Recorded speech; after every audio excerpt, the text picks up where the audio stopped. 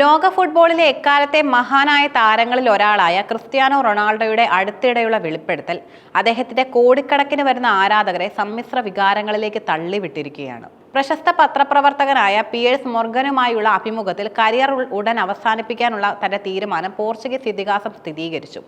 വിരമിക്കൽ എന്ന ചോദ്യത്തിന് ക്രിസ്ത്യാനോ നൽകിയ മറുപടി കളിക്കളത്തിലെ അദ്ദേഹത്തിന്റെ പരുക്കൻ ഭാവത്തിൽ നിന്നും തികച്ചും വ്യത്യസ്തമായിരുന്നു. ഉടൻ തന്നെ എന്ന് പറഞ്ഞുകൊണ്ടാണ് അദ്ദേഹം വിരമിക്കലിനെ കുറിച്ച് സംസാരിച്ചു തുടങ്ങിയത്. ആ നിമിഷം എത്രത്തോളം കഠിനമായിരിക്കുമെന്നും അദ്ദേഹം വിവരിച്ചു.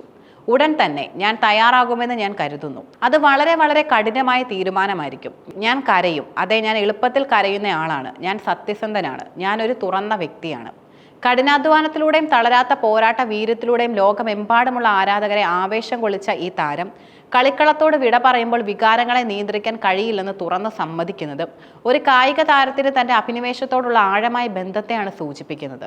5 ബാലൻഡിയോർ പുരസ്കാരങ്ങൾ, 5 യുവേഫ ചാമ്പ്യൻസ് ലീഗ് കിരീടങ്ങൾ, പോർച്ചുഗലിനൊപ്പം യൂറോ കപ്പ് കിരീടം തുടങ്ങിയ എണ്ണമറ്റ നേട്ടങ്ങൾ സ്വന്തമാക്കിയ ക്രിസ്ത്യാനോ ഫുട്ബോളിൽ നിന്ന് ലഭിക്കുന്ന സന്തോഷം മറ്റെവിടെ നിന്ന് ലഭിക്കില്ലെന്നും അടിവരയിടുന്നു. ഫുട്ബോളിൽ നമ്മൾ ഗോൾ നേടുമ്പോൾ ലഭിക്കുന്ന അഡ്രിനാലിനുമായി ഒന്നിനും താരതമ്യം ചെയ്യാൻ കഴിയില്ല.